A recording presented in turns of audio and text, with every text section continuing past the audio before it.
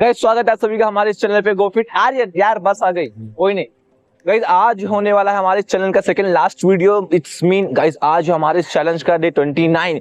Come on guys, let's do it guys. अभी तो फिलहाल अंधेरा हो रखा है। मैं निकल रहा हूँ निकल चुका हूँ मैं अपने डेस्टिनेशन के लिए, अपने वर्कआउट को कंप्लीट करने के लिए, अपने वर्कआउट को अंजाम देने के लिए। Let's go guys, come on guys. फटाफट से जाऊंगा, सेटअप करूंगा, डेड हैंग करूंगा, अपने बॉडी को वार्म करूंगा, उसके बाद से अपना स्टार्ट करूंगा second last challenge guys. Come on यार गाइस, यहाँ तक का सफर आ गया, पता नहीं चला, समय बहुत ही जल्दी बीत गया। Let's go guys, let's go, come on guys. लगभग मैं आ चुका हूँ अपने डेस्टिनेशन की तरफ। फटाफट से मैं पहुंचता हूँ, लेकिन गाइस पता है अभी मुझे कौन मिला गाइस? ये देखो, विराट कोहली गाइस। यार I am very big fan of Virat Kohli.